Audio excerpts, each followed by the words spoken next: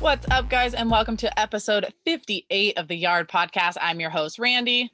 And I'm your host, Konu. And as always, we've got our producer, Ray, with us. We've got lots of Dodgers baseball to talk about. Very first, I want to say happy Pride Month to everyone, June 1st. And of course, we've got Father's Day coming up in June. So I need to let you guys know about a Father's Day contest we will actually be doing over at Dodger Yard. We're finishing setting it up, but by the time this podcast, almost messed all that up. The time this podcast comes out later today, it all should be set up. So go to dodgeryard.com, click contest, and you guys will see all the rules, entries, everything going in there. We're giving away quite a few different prizes, so check that out. As for tonight's game, we've got our Dodgers 32-22 versus the Cardinals 30-24. It is a bullpen game. We have Price on the mound versus Josh Gant. For Price, he's got a 1-0 record on the season with a 3.31 ERA, and Gant with a 4-3 record and a 1.81 ERA. Konu, I know you had a little bit about what we could look for from Grant in this one, so if you'll want to let everyone know. Yeah. So for Gant, he's mostly a sinker, changeup, slider. He also has a four-seam and curveballs, but he rarely uses them. So against the right-handed batters, you can expect a majority of sinkers, almost 48%. He's also going to throw a slider and changeup to righties, both in the 20 percentile.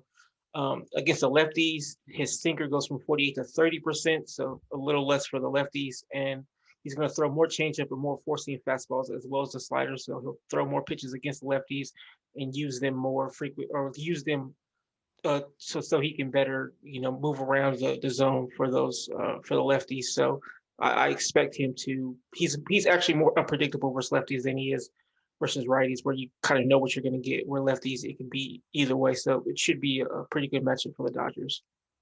Yeah, I'm looking forward to it. Last night, I definitely expected more of a pitching matchup with Flaherty and Bauer on the mound, but hey, we could see, I guess, some of that from Gant tonight. But to go over team notes very quickly, since our last recording, the Dodgers have gone 3-4, not the greatest. 6-4 over their last 10. They are in third place, 2 games back from San Francisco in first, and they still have the third best run differential in baseball. So everything will sort of fall into place. Guys are coming back. Third place, third best record in the National League.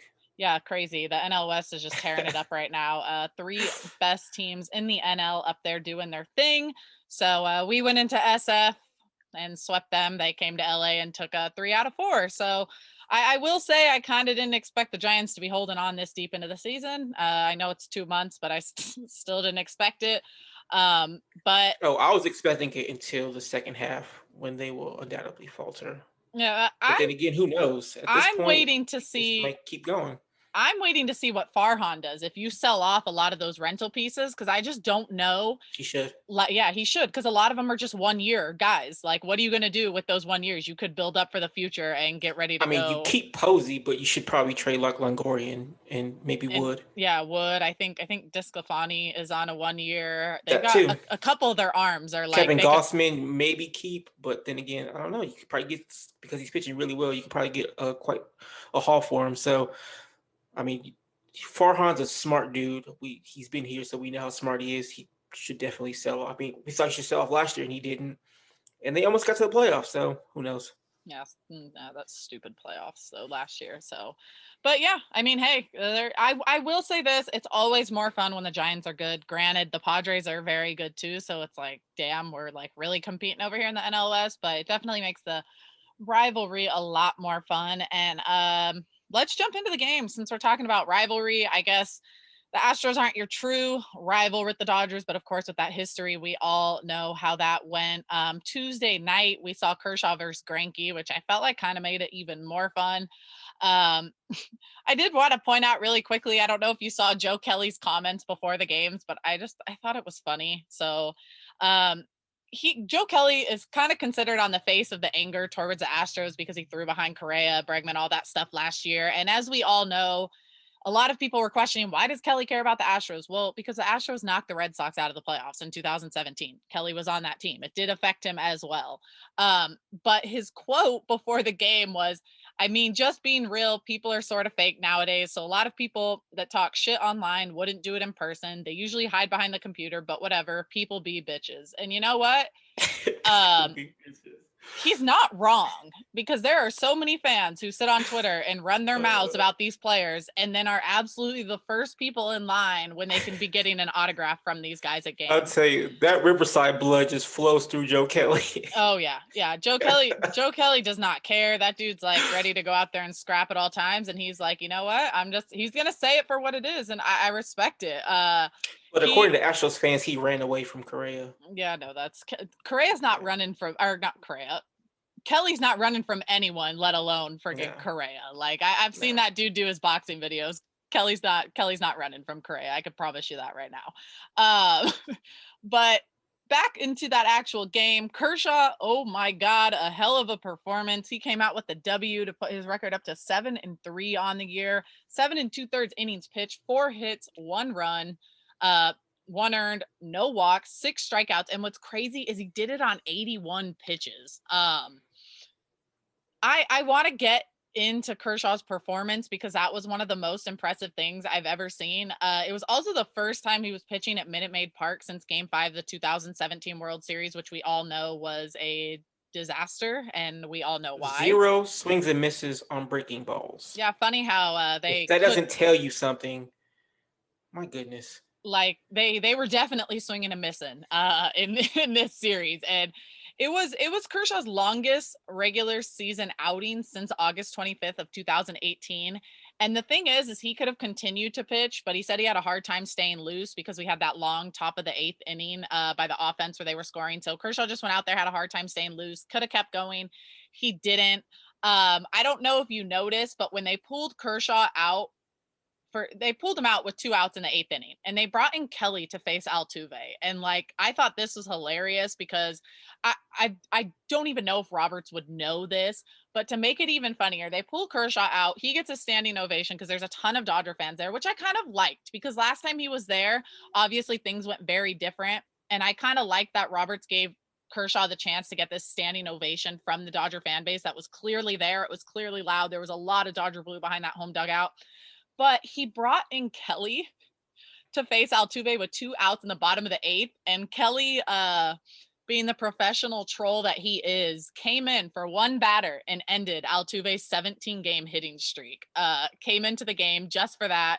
And I thought it was hilarious, just all things considering. Like, why were we even bringing Kelly into this game? It was 8-1 at that point. There was no need. Well, Kelly does need work, honestly. If we're being honest, he needs work. He does. I don't think Roberts is that kind of person. He's just kind of like, okay, Kelly needs to work, go out there. Oh, I don't either. I just think it's funny and if you blow up, then we have a 7-run cushion. Yeah, I just think it's funny that he does it with 2 outs in the 8th, and then he doesn't even bring him back out for the 9th. He's like, here, go throw 2 or 3 pitches to Altuve, and then we're going to call it a day. And it's just like, bro, you could have brought Bickford out and just left him out, but you're like, no, let me bring Kelly into this series when the Dodgers are winning by a lot. So that way, if he does blow up, it's not a big deal, but also just so I can piss off these Astro fans a little bit more. But that was a good game. Turner got all of it going. Mookie, I mean, Greinke was doing his thing for the first 3 innings. He was perfect through 3. That was a little unfortunate, but he's such a weird pitcher. You're either going to have a game where you go off against him or you kind of go a little slow. And I mean, they did get going. Mookie had the leadoff walk, and Turner followed that up with his 8th home run of the season, putting the Dodgers up. And that was actually the first hit of the game for the Dodgers. And then Taylor did his thing, 2-run base hit, gave the Dodgers a 4-0 lead, top of the 7th. Lux scored on that wild pitch. That was a super, super close play at home. Really impressive. He got off the break very quickly the second that ball went in the dirt. So that's just another part of Lux on the field that I enjoy a lot. He's got his baseball IQ is pretty damn good. He's quick, and he does a lot of things out there that you'll see shortstops do, but in some areas, like we've seen, you got the bigger guys at short, kind of like Correa, Seager. But man, Lux can move. I did want to mention is that his speed gets brought up a lot, and just how like actual fast he is. And my thing is, because he runs so, I don't want to say stupid, but because he runs weird, I think he could be a lot faster. So I was telling people that in the off season he should clean up his running mechanics, because if he does, I promise you he's going to be faster than what he is now, and he's damn fast. He's got those big old thighs. I don't know if that actually has anything to do with it, but Lux has I some. mean, Tyler O'Neill has big ass thighs too, and he Yeah. runs perfectly fine. Yeah, I don't. Yeah, Lux is like it's like that one time when we saw Belly put on all that upper body weight and like he started swinging the bat really weird. I'm like, maybe Lux just needs a cut a little bit and he'll be good. But yeah, 96 percentile sprint speed. One of the fastest players in the game. So it's working, and we've seen it work to the Dodgers' advantage more than once. Kershaw's only run that he gave up that game was the leadoff home run to frickin' Bregman because that stupid ass short wall in left field shouldn't even have counted. If you want to know something insane, I was actually looking at Bregman's numbers, and I'm only saying this because I know nobody likes Bregman, so I think it's funny. But if Bregman played at a normal stadium, that man would have like not many home runs at all. I was looking in 2019 when he had, what was it? In 2019, he had 47 home runs. If he played at Kansas City, he would have had 22 home runs on the season. So his numbers would have been cut in more than It's still not half. bad. But 22 is still it's pretty good. it is. It's But not to 47, but it's still but to good. go from 47 to 22, like I hate that stadium. He would likely be a more doubles type player than the for home sure. run. I just need to make sure everyone knows that that home run against Kershaw probably is not a home run at most places because that stadium is stupid. Well, neither was Correa against Bauer, but Yeah, things yeah. happen. They those guys are all they're doing their Only thing at that. Altuve's home run would have been a home run everywhere else. Yeah, they're doing their thing at their stupid little stadium. But the eighth inning, which is where Kershaw sat for quite some time, that one was pretty good. We saw Smith single, Taylor hit by pitch, and then Lux walked to load the bases. Beatty drew a walk to make it a 6-1 lead. Then Barnes drew a walk, Betts drew a walk. So Dodgers were just taking their pitches, and when you draw that many walks in a row, it's 100% understandable that Kershaw was not going to be very loose. Not to mention the whole lights situation where the lights turned on in one of the innings for the Astros at bats, and Kershaw just wanted to play. Kershaw didn't care if they had the extra advantage, but the umpires, I guess that's a rule where the lights are not allowed to change in the middle of a half inning. It has to change for both sides. So Kershaw was like, dude, I don't care. Like, let's just play. I'm feeling it. And I think at that point, everyone was kind of on the same page. Like, Yeah, we have he was such in a a good, rhythm. He didn't care. if we didn't care, just throw the damn ball. Like, they can have their extra lights. But umpires waited until they got that going. Like I said, we had Kelly in for the 1/3 of an inning, and then we had Phil Bickford into pitch. He did give up a run, but no big deal. He struck out Alvarez and then struck out Correa to end the game. Pretty good game all around. I'm kind of liking what I'm seeing from Bickford. He's showing up, I feel like, a little bit more than I expected him to. Yeah. I don't know what I have some things to say about him, but I'm gonna okay. wait until like the Giant we get into the Giant series. Okay. Well, Or and that maybe it was last night. I can't remember. I think it was last night actually. Never yeah, mind. I'll he wait till did then. come in. Yeah, he Yeah. came in last night.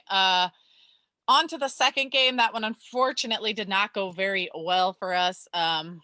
Bauer, kind of the same thing that we've seen all season. If he gives up home runs, that's really the only way he's given up runs, and that's kind of what happens here. He took the L. He didn't get much run support, which again is something I feel like kind of common we've seen with him. He went 6 innings, gave up 4 hits, 2 runs, 2 earned, 4 walks, 3 strikeouts on 100 pitches. He gave up the leadoff home run to Altuve in the first inning, and a really not weird, but a really impressive stat. I think it was Joe Davis mentioned during the game when he gave up that leadoff home run to Altuve. That was the first time the Dodgers have trailed in a game over the last week, which was really wild to me. That just goes to show how good the pitching's been, because I feel like the offense hasn't done a whole ton of early scoring. It's been like the later innings. So the pitching has really, really showed up. Bauer, that game, really struggled with his command early on. He loaded the bases with walks and at 37 pitches. Luckily, only gave up that 1 run there. But then I think, like you mentioned, he gave up Yeah. that home run to Correa in the 6th inning as well. So yeah, that was my thing. It was like a really rocky first inning. We threw 37 pitches. Yeah. Okay, so then he threw 63 over the next 5, which is pretty efficient. And that's most people think is efficiency with him. Now, I mean, there were some hard hit balls, minus the home run by Correa, which would have been a home run nowhere else. So it was still a pretty good game, and he was, besides the first inning where he really struggled, he was really efficient. But I'll have more to say about his efficiency his next start. Yeah, and one thing with him is like he had been good with the home run because prior to giving up that home run to Altuve, he had gone 3 straight starts without allowing a home run. So he was starting to kind of cut those back a bit. Then we saw it whatever Wednesday night against the Astros. We saw it last night against the Cardinals. Just a home run ball kind of being kind of an issue for him. I was curious though. I don't know what your thoughts are on this, just because we know like the beatings long outings can take on a guy. Bauer's previous outing was the 126 outing, the 126 pitch outing. So I'm wondering if maybe that had some carryover to do, considering they've been on the road.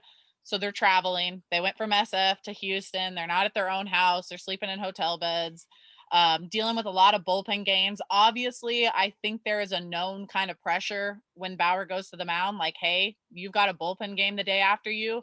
We need you to ride out these innings and these pitches so that way we can save our bullpen arms for this bullpen game.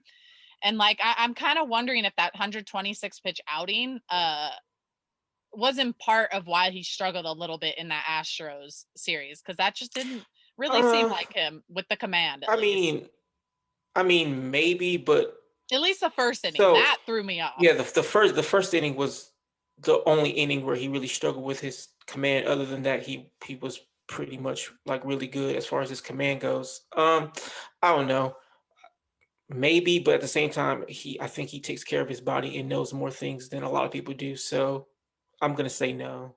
Yeah, he definitely knows way more about his body. It's like I've mentioned this almost every time, but if you're interested in that type of stuff, check out his YouTube channel. He does a lot of stuff with technology that kind of really explains what he does before starts, And after starts, and yeah, recovery. and And like it's you mentioned, the pressures of having to pitch longer because of the bullpen game. Maybe it pressured him to actually pitch yesterday. yeah, Otherwise, I don't think he would have pitched yesterday. So I mean, who knows?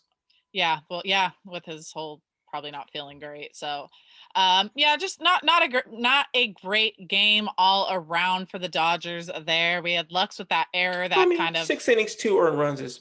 I'll take it. no, yeah, not Bauer, just the Dodgers in general. The offense just didn't really Offense, yeah. have it that game. Struggled a bit. Lux with his error, that kind of just did not go well in the seventh inning. Led to a little bit more, but for the most part, it not horrible. I was happy to take 1 out of 1 because, like you had said, I think that was right before they got swept by the Rangers. So I figured they were going to come in and pitching hot. So or not pitching hot, playing hot. So I was happy to take split it, especially go in there and just blow it out that first game. But then they returned home Thursday for that to start the 4 game series against the Giants, and we had a bullpen game with Price versus old friend Alex Wood. But before that game, the Dodgers had recalled Mitch White and optioned Dennis Santana. I feel like it was about damn time for that to happen. Dennis Santana was very, very frustrating to watch. I think someone had put the numbers out that like out of the 44 batters he faced, he struck out like 2. So he just wasn't getting it done. And so Wait, they said, Santana only struck out two. yeah, like struck out like 2 batters out of like 40 something he faced. um, so he just, Yeah, that's yeah, mhm. he wasn't really getting it done. But bullpen Yeah. got it done when they pitched. We got a quality start out of them if you add up all of their numbers, which is again going at least 6 innings or giving up less than 3 earned runs. And well, they only gave up 3 runs in the game, so they went 9 innings. But offense did their thing, showed up against Wood, which was great because we know they all love to suck against left-handed pitching. Mookie got it started with the 2-out triple, and then Turner brought him home with a 2-run home run. It was his second in 3 games, so nice to see Turner kind of start heating up. They gave the Dodgers an early 2-0 lead. Kelly came in to pitch that game as well with 2 outs, and Longoria came in, had a solo home run, got the Giants on the board. DJ Peters then came and did his thing in the 5th inning. He had his first career home run, so congrats to Peters. Put the Dodgers on top 3-1. Then again, this one just kind of kept going back and forth. It was one of those games that was kind of stressful. Like, damn, we never actually really got too much of a head on anyone. Gonzalez in the top of the So 6th. before you get too far into it, I want to go back a little bit. Was anybody else scared when Pujols hit that double off of Brandon Crawford's glove?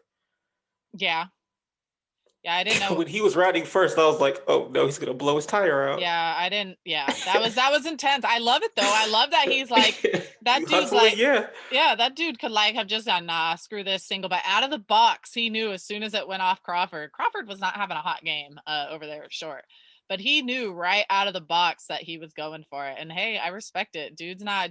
Usually when guys Absolutely. get that old, they're like, screw it, I'm not doing any more for my career. Pujols knows like it as much as He this doesn't need is to do anything. He's a first ballot Hall of Famer right yeah. now. Yeah, and like at the end of the day, like he's gonna be on this team until all like even if all the healthy guys come back, he could still be here. But it's like that dude, he's not just coming here going, "Hey, I'm Albert Pujols, Uh, let me do my thing." I'm He's gonna come. say this. He better still be here, or I'm gonna have words.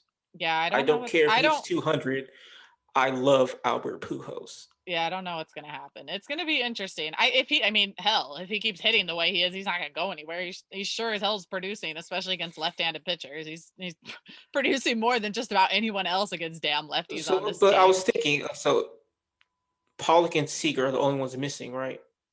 Yes. And they're usually in the lineup, or so the bench will probably end up being like Pollock, Barnes. My guess is Sasugo goes. Yes, that one's the obvious one, I and just then don't know who else. Beatty McKinstry is 4. Actually, they can get rid of a pitcher because they'll be bringing back Gonsolin and won't need as many bullpen arms. So they could probably keep There we Pujols go. by getting rid because I think right now they have 14 pitchers. But once Gonson comes back, you can send down like Uceta. You don't need Uceta. You could get rid of Yeah, a bullpen arm and you can let Pujols keep that spot and keep the extra yeah. spot on the bench. So yeah, never mind. He probably doesn't go anywhere in that case unless like he completely blows up. But I really think him being on this team and a competitive team is totally different than playing for the Angels. I don't see him just like Yeah. crashing and burning. I mean, Uh, again, we just saw him try to hustle out a double. yeah. So The man is I 42 and can't move. yeah, I think he's feeling he's got that fountain And of youth also, working in if his you favor just right look now. at the joy on his face in the dugout, it's and the Oh, he's players who having are around fun. him, like they seem to be having fun when they're like he has like this aura kind of that gravitates towards him. So he needs to be here. Yeah, it's working. I think it's brought in a different spark to the team that seems to be working a lot. So I'm enjoying it. I'm having fun. I love watching him have fun. That has brought me some of the most joy is just watching him go out there and have fun. Because I was very, very like, what the fuck are we doing as soon as they signed him? But I am 100% on board. I love it. He's having fun. The team's having fun, and it is working in our favor. So I am all for it. And even though he grounds into an insane amount of double plays, I'm just trying to find a way to enjoy it, even when that happens, because it's part of baseball. And He just needs to lift the ball slightly more, yeah, and those ground outs will because turn into he's base hitting hits. the ball hard too. He's not Hard, just yeah. like soft contact. Like he's having a pretty decent year. But yeah, but big fan, I think, of the Pujols thing so far. Both of us working. Hey, we'll take it, especially against the left-handed pitching. But back to this one, Gonzalez came in the top of the sixth to pitch with 1 out, none on, and Yastrzemski laid down a beautiful bunt base hit, and then Solano tied the game up with a 2-run home run. Insanely enough, that home run to Solano was the first home run Victor Gonzalez has given up in his career, which that was his 44th major league game, including playoffs. So I thought that was really wild. Gonzalez has been a complete Yeah. stud, and I love his And story. Solano was hot all weekend. Yeah, and Solano's been hitting the ball well. So not a big deal there. Gonzalez has just been killing it for the Dodgers, doing his thing, and he's like 23 or 24. So that's fantastic news there. Muncy, Jesus Christ, no one's hitting the ball better than that dude right now. Bottom of the sixth, Solano, or top of the sixth, Solano did his thing. Bottom of the sixth, said Muncy, came in, said, no big deal, I've got this. It is 11th home run of the season. I don't think anyone hates the Giants more than Max Muncy. He gave them a 4-3 win, and they went on to win that game. Impressive by the bullpen there at the end to shut it down and to get through. Jansen was impressive. Trinan, Nate Jones came in. They did their thing. Really quickly from that game, Price, he hit 95 miles per hour 3 times in the first inning, which was his first time since doing so since July of 2019. So I thought that was big. Love seeing that from him. His arm seems to be kind of feeling it a little bit more the longer this season goes on. He struggled to start, but he has Yeah. been On fire fantastic. recently, yeah. Yeah, and What do you it's go 2 2/3 innings, 5 strikeouts, no hits, and no walks? I'll take that every time. yep, He's killing it. And for Yeah. everyone that keeps asking why Price is not a starter, it's because he's not stretched out to be.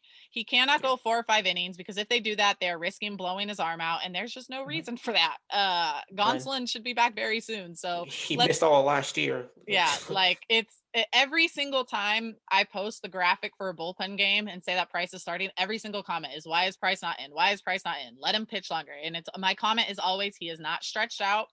It is not worth it to push it. We've been dealing with injuries No. all season. If he gives us 2 to 3 innings, be happy. It's good. That's all we need from him. Yes. It's the entire point of a bullpen game. Otherwise, he would be a starter.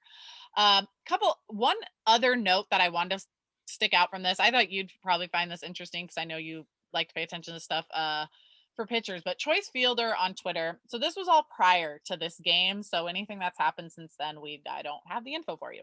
But prior to this outing, according to Choice Fielder, Vesia's in zone whiff percentage was 72.7%, which was the highest in baseball for any pitcher who threw a minimum of 100 pitches.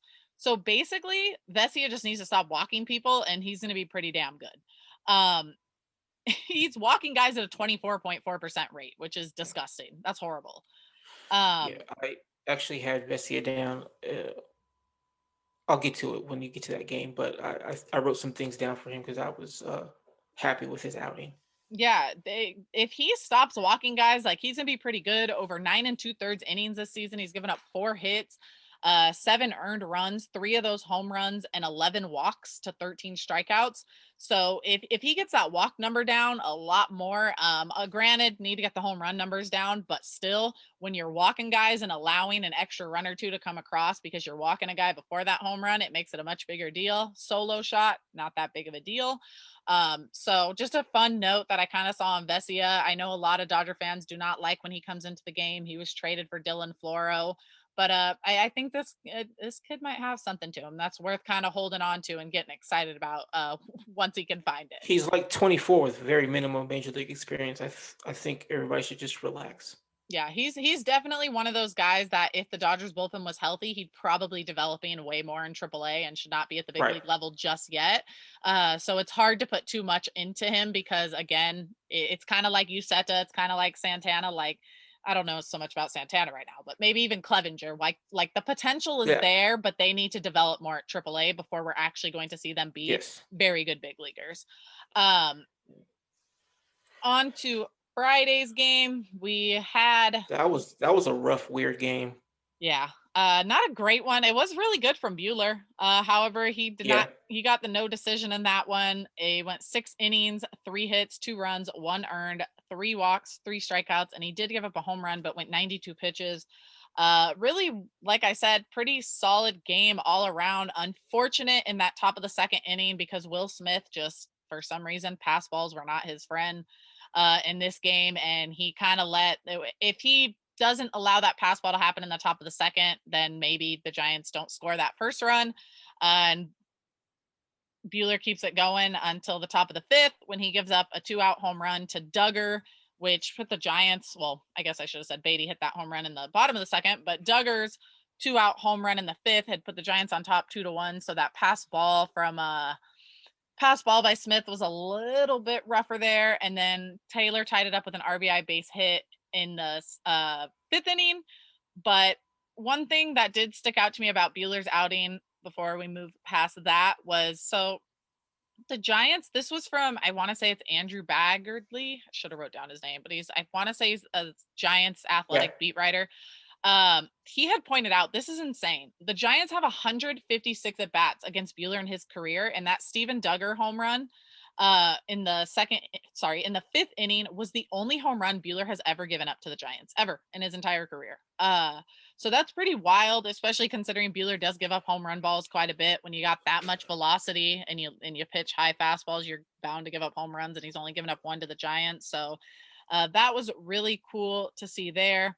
Bueller has also completed 6 innings or more in 12 consecutive starts, and that includes the playoffs. So love that we are getting this depth from him, because it is kind of something we talk about every year heading into the season. You don't really know what you're going to get with Bueller early on.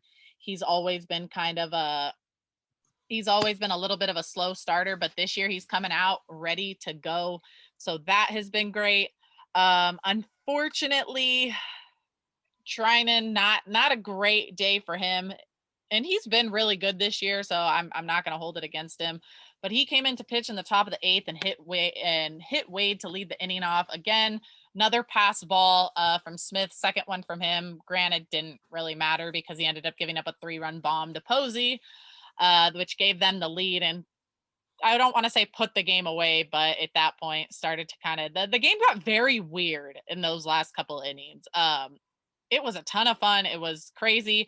I can't believe Barnes, out of all people, literally came up and hit a 3-run home run with the game on the line with 2 outs to tie it up. That to me, like, I literally sat in my room or stood up in my room watching the game for a minute just with my mouth like wide open, because I was just like, did that actually just happen? Like, there's no way Barnes just did that, because we've been seeing the And power come Pujols was out with robbed him. of the game winner. I know. And then it's like, yeah, like, what a wild like chain of events. From the top of the eighth, the Dodgers are tied up 2-2. Then you get Posey 3-run home run. Then the bottom of the ninth, Barnes 3-run home run. Then freaking Talkman robs Pujols of a walk-off home run, which apparently, had Pujols hit that walk-off home run, he would have been tied in baseball for the most walk-offs in a player's career. He would have been tied, I think, with Jim Thome for most career walk-offs.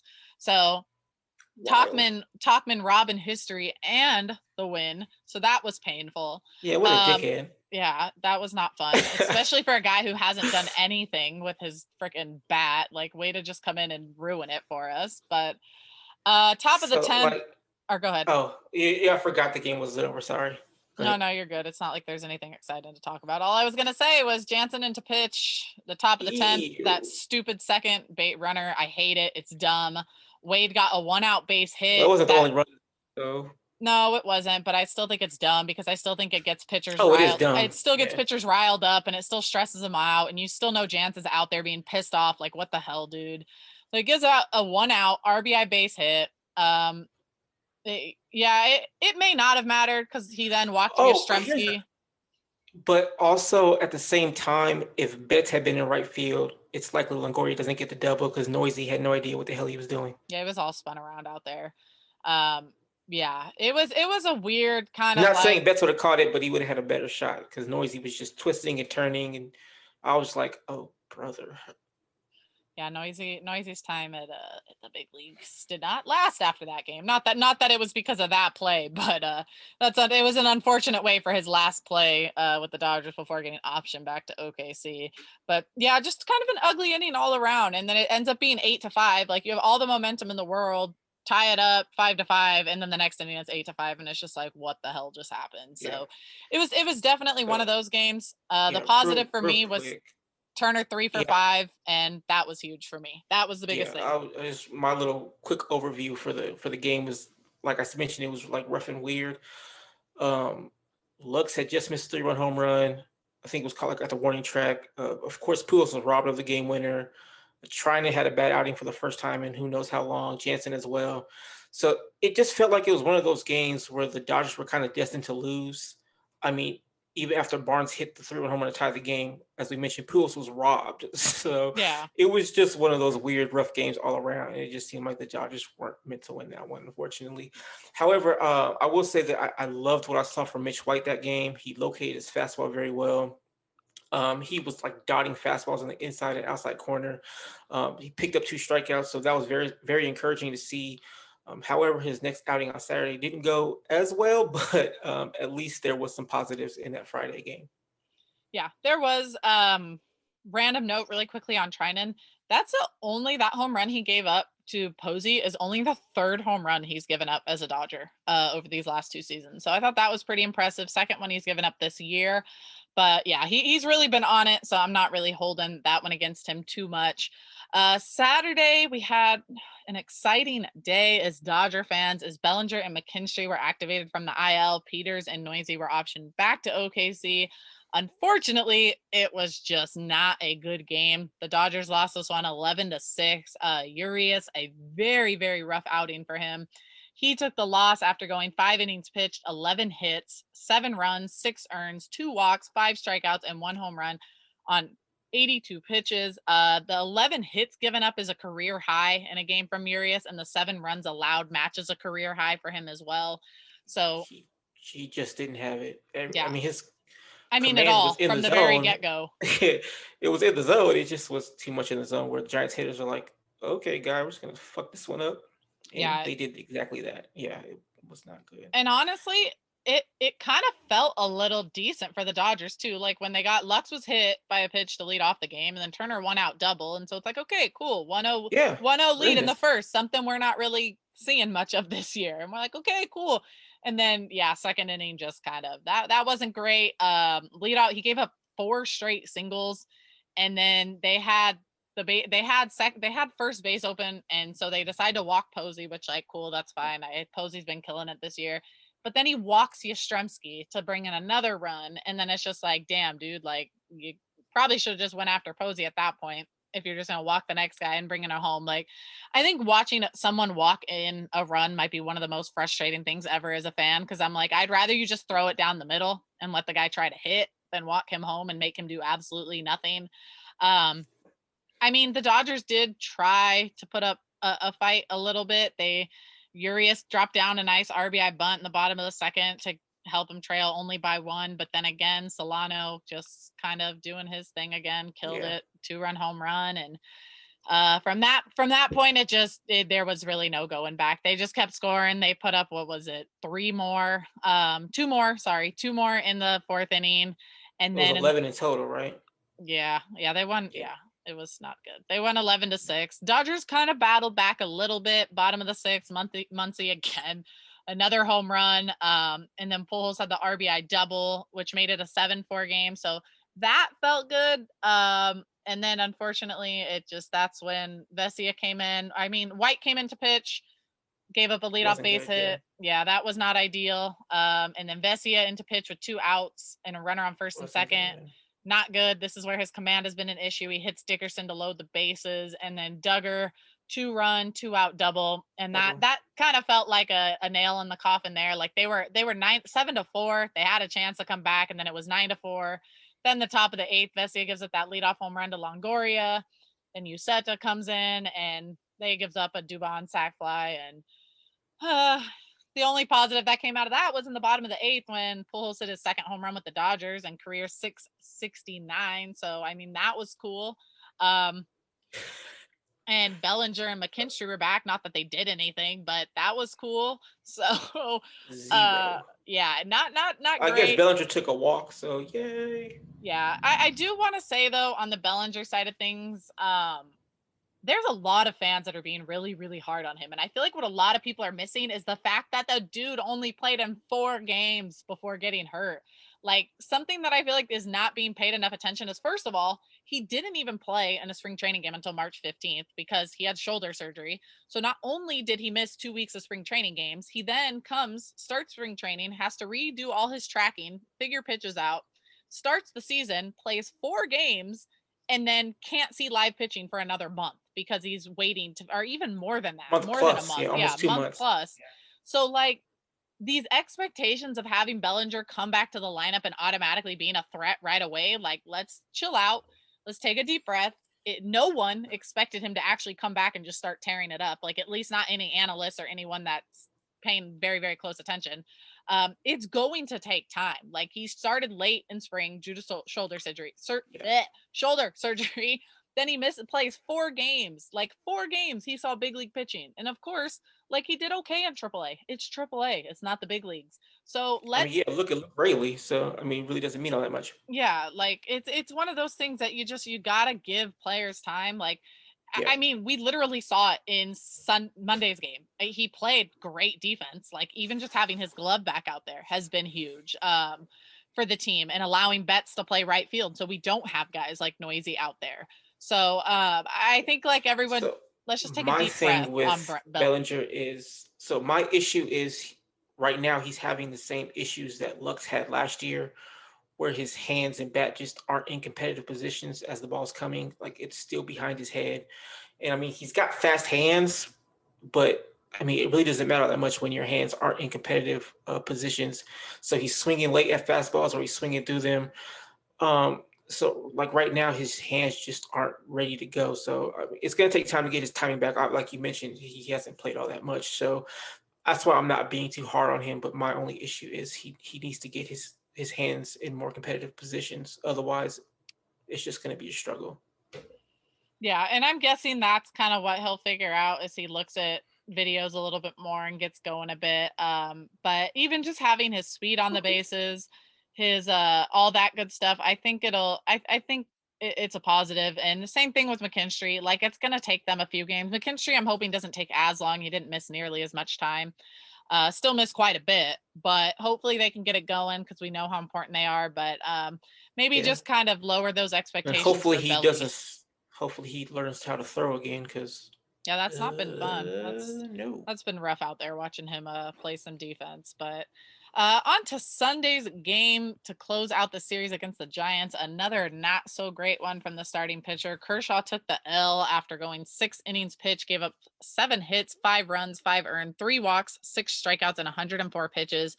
It got really ugly just in the top of the first. He gave up a leadoff base hit to Slater, then Solano singled, wild pitch to move both runners into scoring position, and Longoria RBI ground out, and then Dubon 2-out, 2-run home run to put the Giants up 3-0, 3-0 to start this game out. And then top of the third, Slater leadoff home run 4-0. Top of the fourth, Gosman RBI base hit. So the Giants were up 5-0 before the Dodgers even got their 4th ABs end of the day. Never really what you want. And as we know, the Dodgers have been more of a fight from behind team this year, and that's exactly what they did in this one. Unfortunately, a little too late. But in the bottom of the 8th, Barnes leadoff double, and then Muncy had that 2-out home run, his 13th of the season, his 100th career home run. So congratulations to Muncy. That's 95 home runs with the Dodgers. He only had 5 with the A's. So dude has come over here and just absolutely killed it. Like I said, nobody hates the Giants more. All this guy does is hits home runs against the Giants. They unfortunately 5-2 after 8, and then the bottom of the 9th started looking pretty decent. Belly had that leadoff walk, and then Pujols had a 1-out 2-run home run. His 8th of the season, 3rd with the Dodgers, and that was career. And then Will Smith got dicked. Yeah.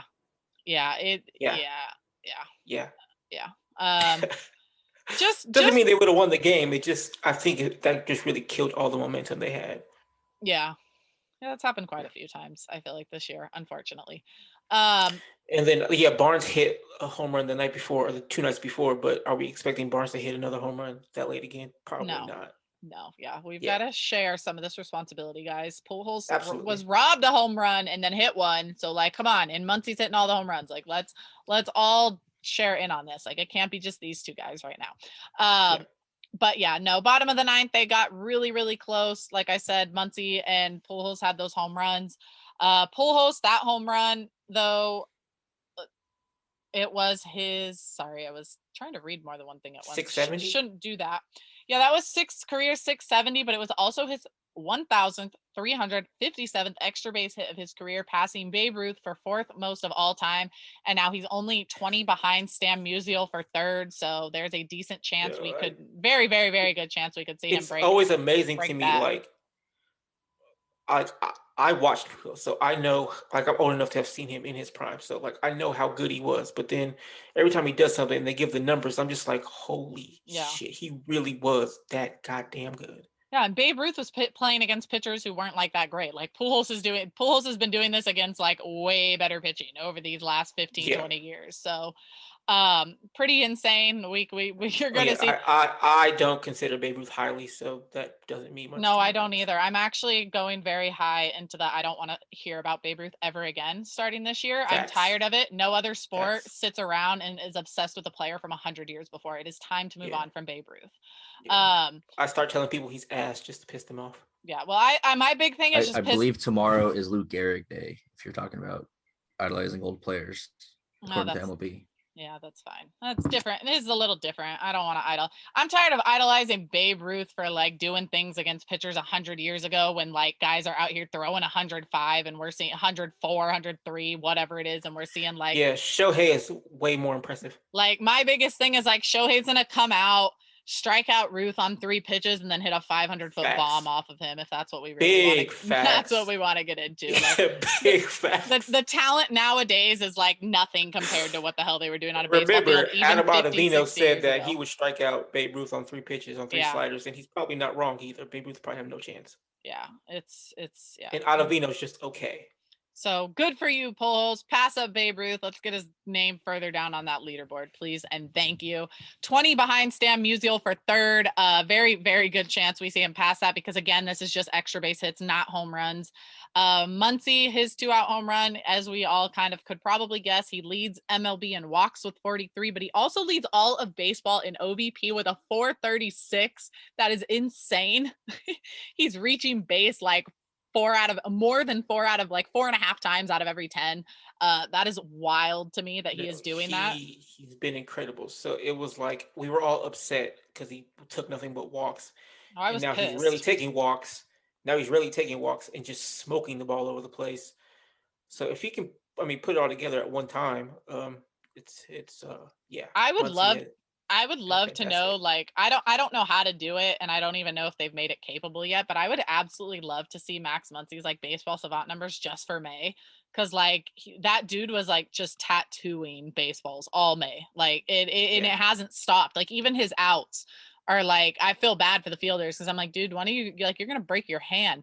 Like to give you an idea, right now, his average exit velocity is 77th percentile, which is nuts because he sucked the first like month of the season.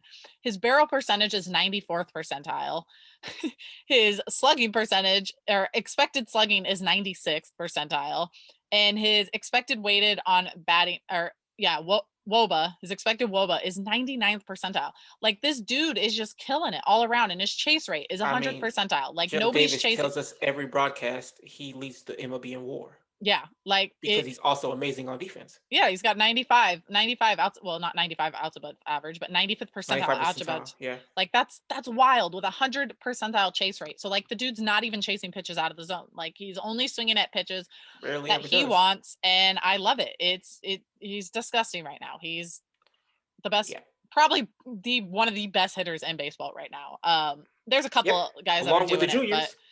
But he's insane. Yeah, Max it's Muncy the juniors and Muncy. Yep, pretty much. It's Guerrero Jr., Acuna Jr., and Tatis Jr., obviously.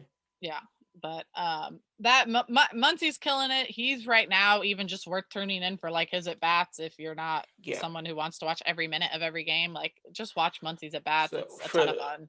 For the Sunday outing, real quick, I just wanted to give my like overall. So this, it might not mean much to a lot of people, but for me who pays like close attention, this kind of felt like something to me. So the Dodgers were already down 5-0, but Kelly got himself in trouble, then struck out back-to-back batters with fastballs, and then Gonzalez came in and finished with a strikeout.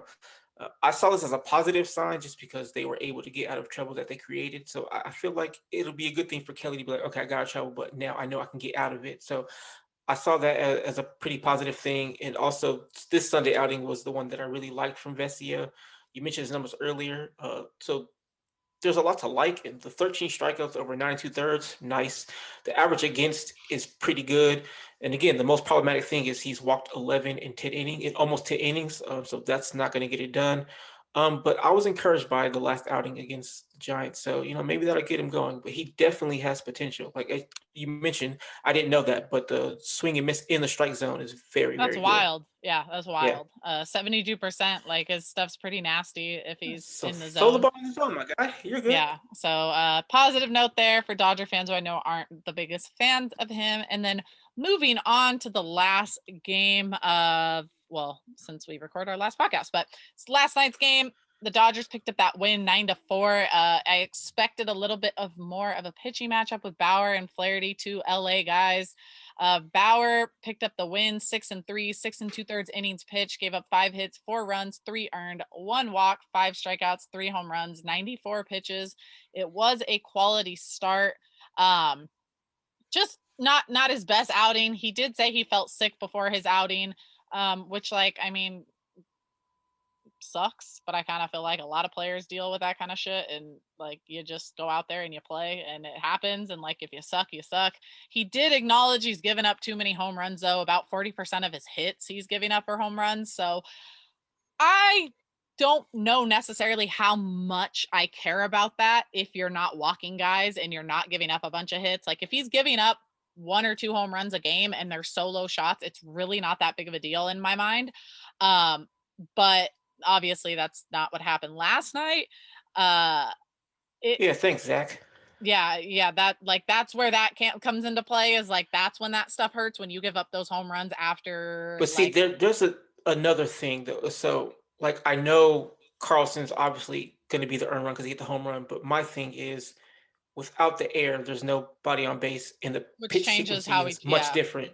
So maybe there still is a home run, maybe Well, there's not. So I stretch get why versus it's still. wind up stuff too. I still get why there's an earned run, but at the same time, it's kind of like, well, we really don't know how that at bat would have resulted had there not been an error. Yeah, But so that one didn't so count against him. That run didn't go down. I mean, he Edmonds, gave yeah, up the but home Carlson run, but still yeah, does yeah, though, yeah. yeah. So that's my only thing. But so here's what I want to say about Bat. Okay, so I feel like second inning on for the Astros game, he was very efficient. He was efficient again this game. However, the hard hit balls resulted in home runs this time. Like he was much more in the zone than I had seen him before. And obviously, as we saw, it cost him some. 3 earned runs and 6 into the innings. It's not awful, but it's not great either. So that's 2 straight games where he's mostly in the zone and he's given up 5 home runs. So everybody may hate how inefficient he is, but he's very effective in his inefficiency, if that makes sense. When he's been efficient the last 2, they haven't really gone as planned. So there's going to need to be a balance where he goes after his strikeouts while also being semi-efficient in the zone.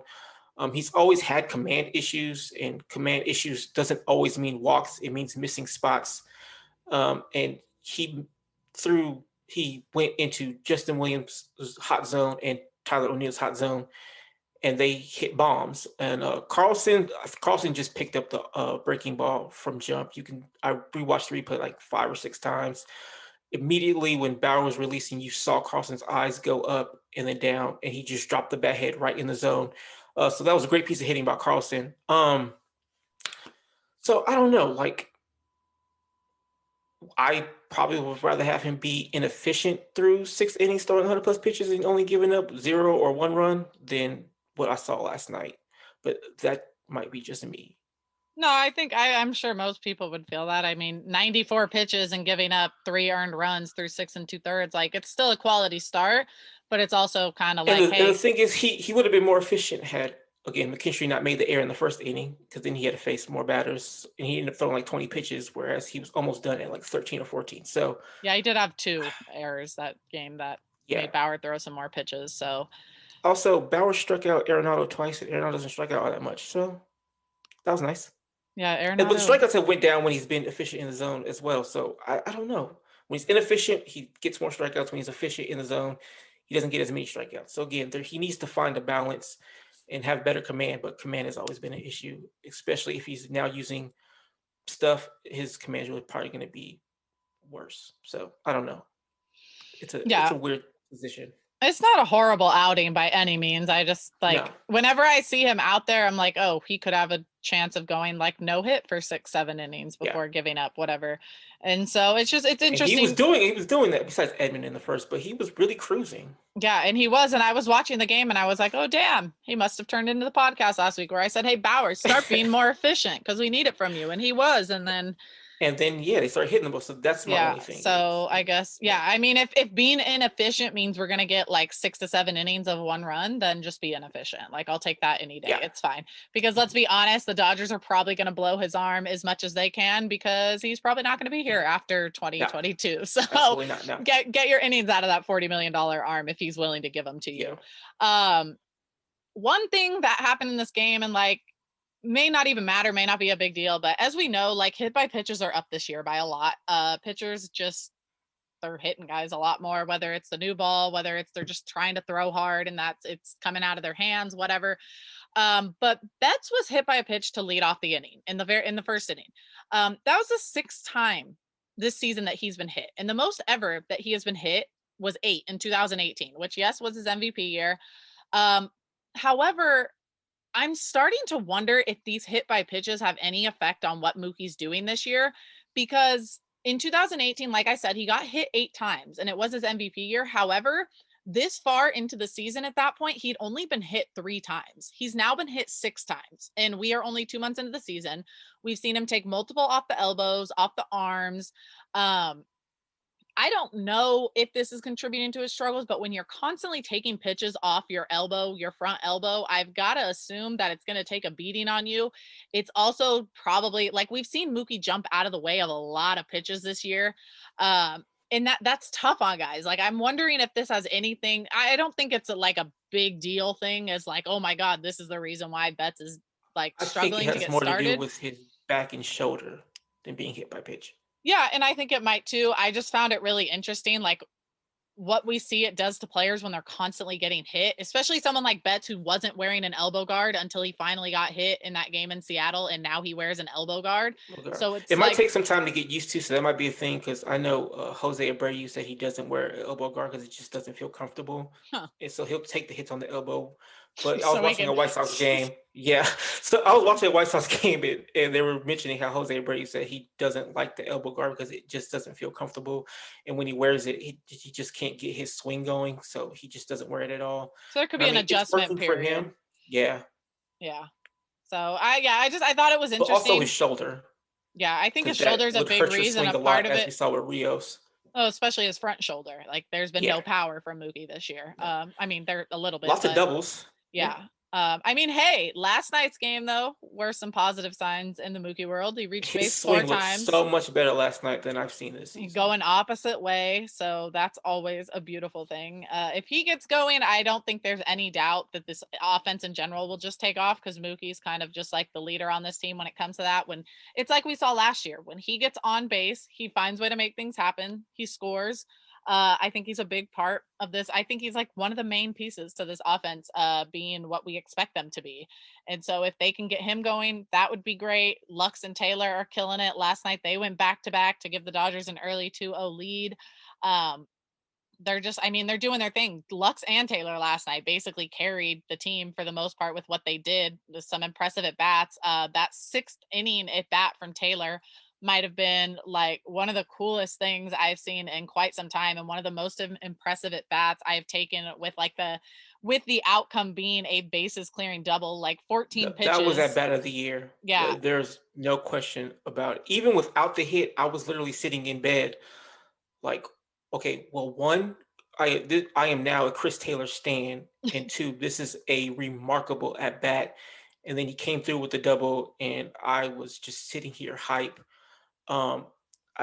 There's not enough good things I can say about Chris Taylor. The way, okay, I don't want to keep bringing this up because I don't want to seem like a hater, but just for context purposes, the way people felt about Kike is how I feel about Chris Taylor. The way people feel about Kike is how people should feel about Taylor. It's Facts. not even. Thank you. It's not even like the amount of people who were all over Kike and like barely gave Taylor some love. Like, I found that very interesting because Taylor was above and beyond. He doesn't have much of a personality, but that's fine. I don't need you to have a personality. Yeah. I don't need you to have a personality if you can You produce. just be good do at what baseball, you need to do. yeah. Like, I don't Exactly. care, dude. Another big thing like that, which is big, because I feel like as Dodger fans, we're always like, oh, the Dodgers loaded the bases and did nothing. What a Dodger thing to do. However, when Taylor unloaded the bases last night, the Dodgers now have 74 RBIs. So 74 RBIs with the bases loaded, which leads MLB. So they are absolutely showing up this year. I mean, 8 of those RBIs belong to Gavin Lux, and like 8 of them belong to like Matt Beatty. But they're finding ways to get it done with the bases loaded, and that is something I feel like we are not used to seeing as Dodger fans. So that has been fantastic. Also, I wanted to say that Lux had like the quintessential power hitters game yesterday with 2 home runs, 2 strikeouts. Although the Flaherty strikeout was highly questionable, but that's neither here nor there. It was low and way outside, but it's all right. Yeah, that's just the umpire thing. I feel like it's just gonna get worse. So at this point, like, you kind of gotta you're either gonna strike out or you're gonna find a way to do your thing. Take the strikeout. I don't want you to swing at that. That's fine. Yeah. I'll be perfectly fine if you don't swing at that stupid shit. Just take the strikeout. I know Well, people are gonna be like, "Well, no, you got to protect," and I'm like, "Nah, I don't want them." Eventually we're going to see getting bad robot habits. umpires anyways. So if you've got a good eye, don't start changing your adjustment at the plate. It'll pay off. So just Please don't. do what you need to do. I would much rather you do that than you get bad habits of swinging at bad pitches. Yeah, like Muncy held on to his good habits, and after a month of like struggling, it's paying off for him. So Yeah, just absolutely. stick to what you're doing. Stick It with works. it, yeah. But top of the seventh, O'Neill had that 1-out home run against the Cardinals. That made me feel a little bit I was feeling really, really good about this game. But then, of course, Gavin Lux came in and did his thing and hit that solo home run to get the run right back and give the Dodgers 7-4 lead. And then Taylor freaking killed it last night. Another double. It was amazing. Beatty came in, 2-out pinch hit, RBI, 8-4. And then, like we talked I've been about, saying, Beatty's good in those positions. Just keep him there. It's funny. As soon as that happened last night, I tweeted out and I said, I think I'm actually a big fan of Beatty, the bench player, because he's useful when he comes up in those situations when you need him, not just like randomly filled into the lineup. Because when he was filled into the lineup, he just unfortunately was not looking nearly as good. As a pinch hitter, he has been fantastic. And then, like we mentioned, Betts, his RBI double, 2-out RBI double came up, drove in a run and went the opposite way. So that was beautiful, nice to see. So kind of just some positive signs of guys kind of figuring out, getting it going. Muncy with his 6th inning double extends his on base streak to 20 games.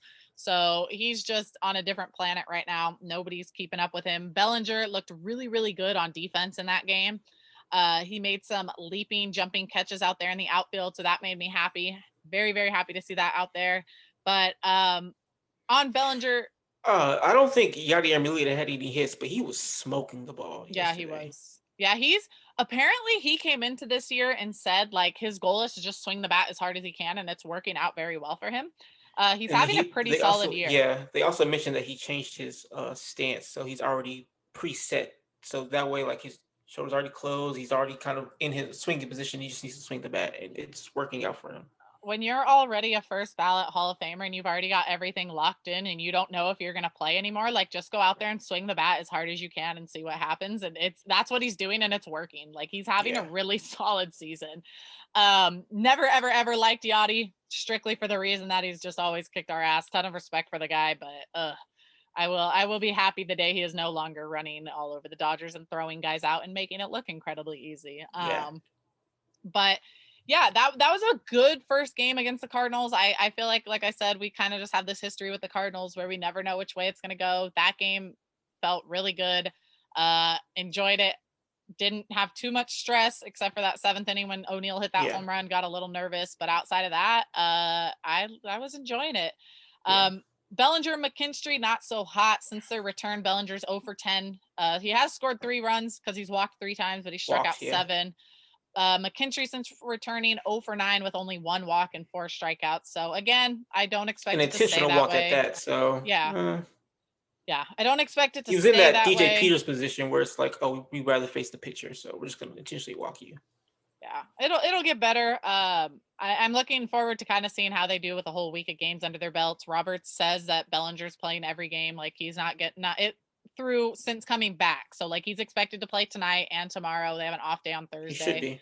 So he'll get a swing back and they'll get going. But hey, if Mookie keeps doing what he's doing, Bellinger can take his time because they were producing without him. Yeah, I wanted to run down a few things just from the starters and then position players. So Kershaw's last 6 starts kind of have felt similar to what Julio was doing earlier this year. He'd have a good start followed by a bad one. So like the Cubs start was terrible. The Angels one was a good one. The Marlins one was awful. The D-backs one was all right. The Astros one was beautiful. And then the Giants one wasn't good. So, I mean, hopefully Kershaw can find that consistency again because Kershaw in May has been hit or miss. In the month of May, his ERA is almost 5 in 31 innings. That's not going to get it done. His ERA in April in 38 innings was 2.09. So let's hope June is more resembles April than May. Julio's May ERA is high because he had 2 really bad starts, obviously the Giants, and then again against the Angels, 11 earned runs in those 10 innings in those 2 games. But for the other 4 starts, 5 runs in 26 and 2/3 innings. So he's really got to limit how bad his bad outings are. So like if his bad outings are what Bauer did yesterday, it'll be a lot better than what we've seen those 2 bad starts. Buehler had a really, really good month of May. ERA of 2.18 in 33 innings pitched. The strikeouts haven't been there like we're used to, but he's preventing runs, and that's the most important thing. he had a really good outing against the Giants. 6 innings, only gave him that 1 run, only 3 hits. The walks definitely an issue, but again, he's preventing runs from scoring, so that's the most important thing. Bauer in the month of May had an ERA of 1.98 and 36 in the third innings pitched. 8 earned runs all month, and 5 of those came in the last 2 starts. So good from Bauer the first half, not so good when he's been, like we mentioned, in the zone more. But I mean, just the pitchers are going to have these stretches where they just kind of have like rough outings. So like they're going to have rough patches where the starters are just going to have these block of games that they're not pitching well. I mean, they've pretty much carried this team throughout the season to start with, so we can't really expect them to be perfect all year long. So I mean, it's frustrating, but it'll pass. It's a little rough spot. They'll obviously be better because we know how good they actually can be. So nothing really to worry about there, I don't think. The hitters for the week though, Betts was 3 for 19. That's 158. Yeah, not great, but 2 of his 3 hits were extra base hits, so that's good. Also, like we mentioned, his swing looked a lot better last night than previous before, so I guess that should help. We mentioned Max Muncy has carried this offense this month. He's hitting 330 with an OPS, oh Jesus, of 1154. He's just been like on a completely different level this month, and it's been much needed with like no Bellinger, no Seager, no Pollock. He's really just in his zone right now. I mean, the past week he's 6 for 26, was only 214, but he did have 3 home runs. So I mean, obviously we'll take that. Turner was much better, 8 for 27, 296. He was finally getting it going again. His swing looks better. It looks like he's found his timing again after a little rough patch. So he's put some really good swings on the ball, and that's really all you can ask for. You already went over Bellinger, and I gave you my issues with him. Will Smith, he's been good this month. Still struggling with runners in scoring position. I think at one point he was hitting like in the mid hundreds. Now it's in the low 200s. So slight improvement. But this past week he was 4 for 18, which is 222. Only 1 RBI, which was that bases loaded walk last night, and all his hits have been singles. There's no better hitter on the Dodgers with runners in scoring position than Chris Taylor. He's been the Dodgers' most clutch hitter. So while everyone's saying that we need to extend Corey Seager, we need to extend Chris Taylor. I can't understate how important his versatility is to this team because he can play all different positions and he can actually hit. He and Muncy have been the most fun Dodgers to watch, and I don't think there's an argument for anyone else. Even when he's been in a little bit of a funk, he still got hits when it mattered the most. This past week, 7 for 24, 292, and again, he's just driven in runs because he hits with runners in scoring position. Lux started the month really hot. He wasn't getting the hits in the Astros and Giants series, but he was putting really good swings on the ball, which is a far cry from what he was doing previously in April, where he really wasn't having good swings. So as a whole, a really solid month for Lux, capped off by a 2 home run game last night. He finished the month hitting 286 with an OPS of 836. That would definitely get it done. If he can stay between 270, 290 with an OPS over 800, that would definitely play and will work. I'll take that every single time. I think he's in a really good spot right now. Past week, again, it wasn't all that great. 4 for 24, 167, but again, he put really good swings on the ball, and 3 of his 4 hits were for extra bases, a double, and the 2 home runs. So, and then there's Pujols. Pujols is showing you exactly why he's going to be a big back contributor off the bench. The last 2 games, 3 for 8, 2 home runs, 5 RBIs. So, and again, the energy he brings, everybody seems to love being around him, and I think he's showing you guys exactly why he's going to be a big right-handed bat off the bench later on this year, especially when everybody's healthy. Yeah, I agree. So that's the rundown on this players of the last week / last month and how they've been doing. Let's hope we see even better numbers for a lot of these guys come June. Very quick on the injury updates. First things first, let's go with Gonsolin. He started on Friday. First 11 batters, no issues before walking a guy and then giving up back-to-back home runs. He went 3 2/3 innings pitched, 2 hits, 3 earns, 4 Ks, 1 walk on 55 pitches. But the good news is he is expected to make one more start on Thursday. And if all goes according to plan, he's expected to join the rotation next week in Pittsburgh. They want to get 5 innings or 70 pitches. So as soon as we get Gonsolin back, it is going to be a major, major, major boost for the bullpen, which means no more bullpen games, which means we save those arms for important moments instead of having to use them for 9 innings. So I'm looking forward to that. AJ Pollock, currently rehabbing in Rancho, is expected to travel with the team to Atlanta and be activated there over the weekend. Gratterall threw to hitters on Friday, and he was hitting 94 to 98 on the gun. His first rehab assignment was last night, Monday, and he went 1 inning and got 2 groundouts and a flyout on 11 pitches, but he did only throw 5 strikes. Nelson threw a bullpen session this weekend and is throwing to hitters today, Tuesday, and he could be activated either this weekend in Atlanta or next week in Pittsburgh. And then Seager doing conditioning at Dodger Stadium, along with taking grounders and swings with one hand. However, they are unsure of when he can start taking two-handed swings, but he is no longer having to wear the splint 24 hours a day. So that is a positive sign, and hopefully we see him out there very, very soon.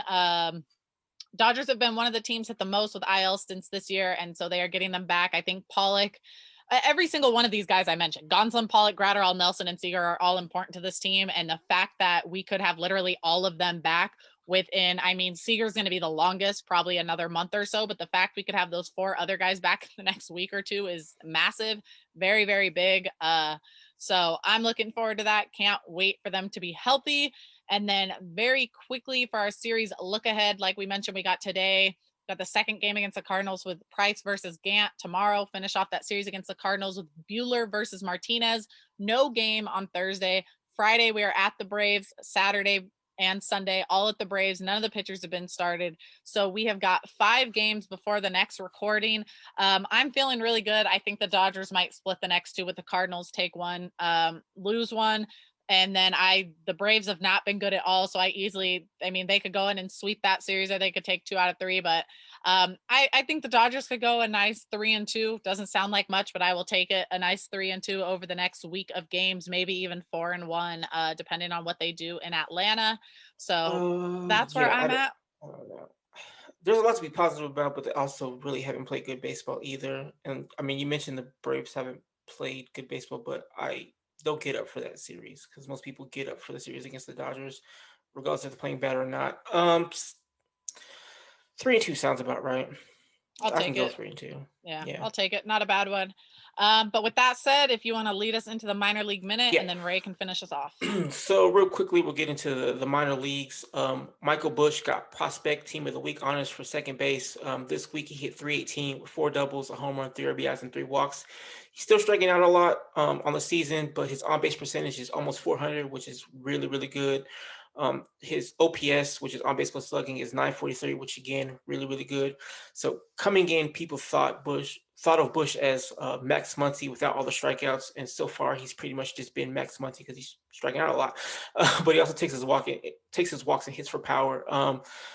I think at this point we would all take another Max Muncy, right? So, and then we get to Diego Cartaya, who was called up to Low A Rancho Cucamonga this past week. He had an incredible week. He reached base in 8 of his first 12 plate appearances. And then for the week, he hit .412 with 2 doubles, 2 home runs, 7 RBIs, and 2 walks. He OPS at over 1,300. His week even included a walk-off grand slam in his final game of the week. So anyone that follows the Dodgers prospects has heard about Cartaya for years now. He's currently ranked 6th in the Dodger organization.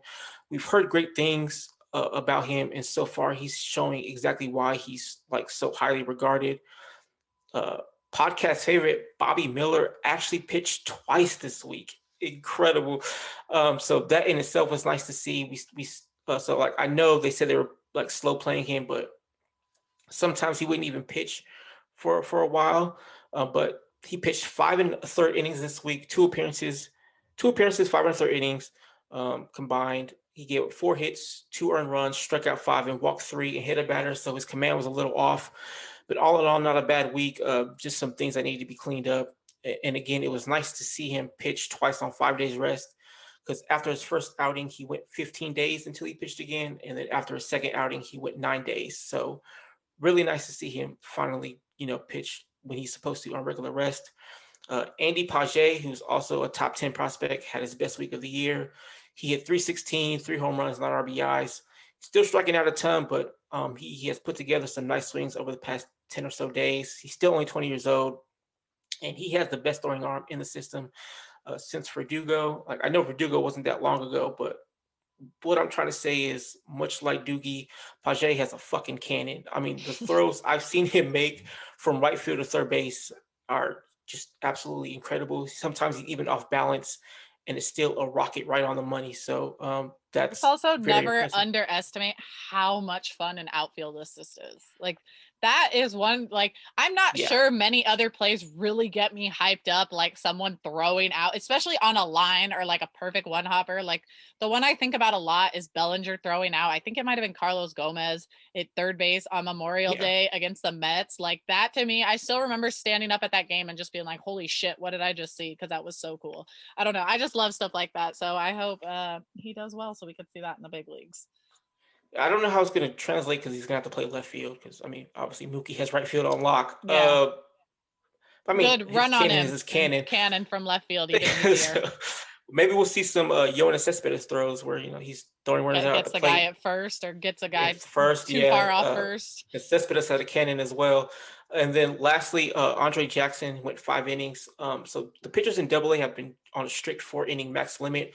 So it was nice to see them allow Jackson to go 5. He gave up 2 hits in those 5 innings, 1 run on a home run, and struck out 7. So very encouraging after like 2 back-to-back rocky outings. It was nice to see him dominate this time out, locating his fastball very well and utilizing his changeup and breaking pitches. He's someone I was excited about during spring training just for his hair. Now I'm excited about how he pitches. Awesome. Well, that's it for your minor league minute. And Ray, if you want to finish us off with MLB news. Kind of a crappy news week this week. I'll Yes, start off it with probably is. the biggest story. Marcell Ozuna, who Yep. has 2 broken fingers and is out for 6 weeks, will be out for much longer because he was arrested in Georgia on felony what? aggravated assault by strangulation and battery against his wife. He strangled his wife? The cop saw it too. He threw her against the wall and struck her with the cast that he has on. Also, Mickey Callaway has been banned by MLB through at least 2022. He's also been officially fired after it was just a matter of time. Fuck both those guys. Yes. Well, injury thank news. God the Dodgers didn't get Ozuna then. Good yeah, Lord. no kidding. Yeah. Injury news, Corey Kluber is out 2 months with a shoulder strain, and he start after his no-hitter. He left after 3 innings with shoulder tightness. Luke Voigt also has a grade 2 oblique strain for the Yankees, who will be out. He's been hurt all year, hasn't he? Yes, he started with a meniscus tear. He just came back like 2 weeks, like a week or 2 ago. He's played 12 games so far. Yeah. Bryce Harper is on the 10-day IL with a forearm contusion. That's kind of stemmed from an old hit by pitch, kind of dealing with also the little shoulder soreness.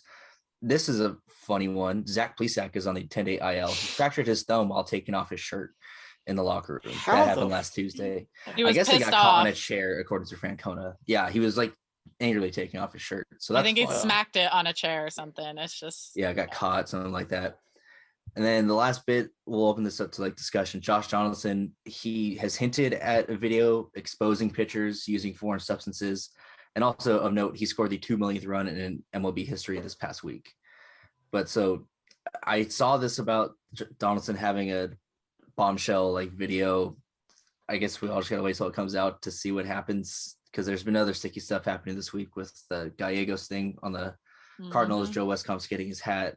I mean, what do you guys think of like what could Donaldson possibly reveal in this? I don't think anything that we already don't know. Yeah, that's my thing. Yeah, because he can't have any type of video. Like, he doesn't have any special video that we don't already see on TV. He just might, like, it's not like he has like some behind the scenes video. Like, he's probably pulling MLB footage where you see a guy go into his hat or his hand gets stuck in his glove, whatever it may be. And so my guess is what's going to happen is it's just going to draw more. It's going to force MLB to have to talk about it because a player is now talking about it versus media or Joe West. So I think if anything, it's just putting pressure on MLB to acknowledge it. I also think it's going to put a giant target on Donaldson's back, but I don't think Donaldson cares. Like, I think Donaldson plays with that fire. He does not care. He will fight you. So it doesn't matter. Like, I think he might be the perfect kind of guy to do this. I don't like the Joe West thing because I think it can run into pitchers being singled out by umpires. I think MLB needs to take it. Like, if you're going to do it, you need to figure it out across the whole board, not go, hey, umpires, you pick out guys you think or maybe like have something noticeable, just because I think you can run into a lot of issues. But that's kind of where I'm at. If he does it, I think it's going to be super interesting, and I'm going to want to like watch all of his at bats because I can't imagine pitchers are going to be very happy about that. Yeah, as far as like his actual video thing, I personally don't care, but the aftermath I definitely care about because I think it's going to be fun. Yeah. So, yeah, we'll see. But I think MLB kind of put themselves in a hole by saying, "Hey, we're going to test," and then never actually doing anything with that info or telling. Yeah, took Bauer's baseballs, which probably definitely had stuff on there. Yeah, didn't do anything with them. Yeah, so we'll see what happens. I'm starting to hear more and more stuff, and like the cement sticky stuff they're using, and it starts to make me wonder, like, maybe is that like, my boyfriend brought it up, like, is that why there's a blister problem in MLB? Because they are literally finding skin from players stuck on the balls. It's like just like ripping off. Yeah, they're finding, when they're testing the balls, they are finding particles of skin still on the ball. So is that why guys like Bueller, Hill, all have blister issues? Like, are they using that super sticky shit that's pulling their skin off? And Hill's been fantastic too. Yeah, like maybe, but it's a way bigger issue than that baseball's gonna have to address, and I have a feeling that'll be happening. I don't think it happens during the season because I think you're asking for too much trouble. But I have a feeling they're gonna figure something out. They really just need to legalize rosin, pine tar, sunscreen, and then test for everything else. Like, that's like, make that stuff legal and then just test everything else, and then there you go. You give pitchers the sticky stuff that batters have said they don't care about, and then it allows you to start going after like this crazy shit that some of these other players are doing. Yeah. So that's where I stand with it. But I think we're almost done, but just real fast, I just very quickly. So I've seen this conversation floated around different platforms, but who do you guys think the face of baseball is? Tatis Jr.? I think MLB social media certainly thinks that. That's my thing. I think they're pushing him the most. It doesn't mean he's necessary. Yeah, that's how I go with it. I think Tatis is looked at it as the face of baseball. I 100%. Although what he's done the last week since coming off the IL, it's hard to ignore that. But I do think someone like Acuna can give him a run for his money once Tatis kind of comes back down to earth. And Acuna, if he just produces the way everyone's used to Acuna producing, I just think Tatis has a little bit more flair to his stuff, and he does a little bit more defensively, although he can be awful at defense too. But he has his defense is but like he it's has because those, like, he has all the tools and talent. Yeah, and he's also super flexible. Like, I don't know how he moves. Yeah, like way. How he, or like that tag at second base. Like, I don't know if you guys saw that, how he like just didn't get tagged at second base against the Cubs. That was so weird. Or getting out of the way for a pitch and doing the splits. Like, I just think he brings more, where like Acuna is just like, holy shit, dude. Like, you're stealing, you're hitting bombs, you're crushing it. So Acuna also has swag though. He celebrates a lot. It might not be as like much flair as Tatis, because Tatis makes it known, but Tatis is much more dramatic in everything that he does. Yeah. It's also the fact that the Padres are a better team. So they're just, Tatis is getting more attention all around. Yeah, Tatis watched the pitch. The Braves were good last year too, though. Yeah, they were. Yeah, I think baseball in general kind of sucked last year, just the way they did everything with the pandemic. It just lost a lot of attention, unfortunately, the way MLB handled everything. But like Tatis hit a home run yesterday, and they were losing like 5-1. It took him 10 seconds to get to first base. And I'm just like, bro, what are we doing here? Like, it is the 6th or 7th inning. You're at an away game and you watched a ball for 10 seconds before you touch first base. Like, it was a 5-1 game. You made it 5-2. And I'm just like, he's starting to watch every home run for like 8 to 10 seconds before he gets to first base. And I'm just like, bro, come on. Like, you might be like, I don't want to sound like a guy yelling at clouds, but I'm just like, save the whole stop and stare for like those big moments, because then it makes it really dope. Like, if you're doing it every home run, you're really taking away from what's fun about those moments when you stop and stare and admire like a big home run. But like the bat flips, the swag chain, like, I'm all for it. Go for it. Have fun. I think it's great. I think Tatis has fun.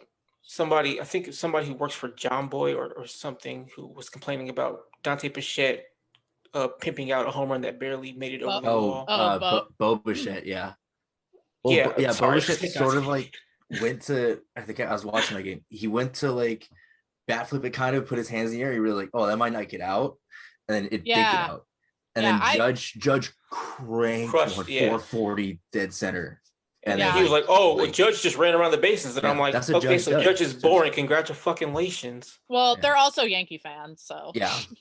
they're And the that's John cool, Boy but people I are Yankee mean, fans. So. like, No, I'm Judge all for I it. don't know if it was somebody healthy, on but John Boy. I think I- it might have been just a Yankee fan. I would rather if I was Aaron Judge and I hit a fucking 500-foot home run, I am pimping the shit out of I'm it. like throwing he my just bat ran into the bases. crowd. Like That's I'm bat boring. flipping it so hard the bat's going into the crowd. Like I'm just throwing it I over am my Tim head. Anderson that shit. Yeah, the Yankees are boring. Let's just say that right now. That organization is horrible. It's stupid. I can't wait for a player to say, Let fuck your you, guys I'm grow not facial hair. shaving. Yeah, exactly. I can't wait for a player that's good enough to come in sense. and say, like, Garrett Cole was that guy that could have just been in and went like, nah, sorry, dog, I'm Nah. not shaving. Like you could have gone in with that huge contract and go, I dare you to tell me to shave my beard or you're not going to. Like, we're not in the military. This isn't the 50s, 60s, 70s anymore. Like, let's move on from that stupid thing. Like, no, give me the tattoos, the chains, the hair. I don't care. Give it all to me. Like, Let have baseball some fun. have fun. Good Lord. Yeah, the Yankees just suck in general as a team and just as an organization. I don't care for them. They're boring.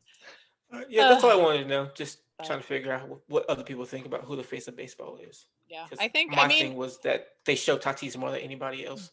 But they also have asked the players, and the players have also said it's Tatis. So I think that kind of doesn't help that part of things. I mean, it makes sense. I don't mind it, but I think someone like Acuna or even Vladdy could give them the run if MLB helps. It's Max Muncy and Vladdy Jr. Hey, take it. Thick boys. The thick boys are the stars in this league. Let's go. Those are your face. But perfect. Then with that is the end of this podcast. Another long one. We appreciate you guys for sticking through and listening. Thank you to all the new listeners who have been coming our way. As always, don't forget to hit that subscribe button, like if you listen on YouTube, follow wherever podcast app you may get that. You can find us on social at Dodger Yard on Twitter, Instagram, Facebook. Check out our YouTube channel. Go subscribe to that. We're trying to do a lot more content there. You can find me at Randy_Radcliffe on Instagram and Twitter. And you can go to allmylinks.com/Konu, KONU, and find my social medias on there. You can follow me on Twitter at Stingray417. And like I said, make sure you guys check out DodgerYard.com to check out that Father's Day contest as we have that up and going. And we will catch you guys next week, hopefully after a good series win against these Cardinals and then take it to the Braves and Atlanta. But other than that, we hope you guys have a good rest of your night, morning, afternoon, whenever it is you listen to this. And we shall catch you guys next week. See you later, guys. See you later, guys.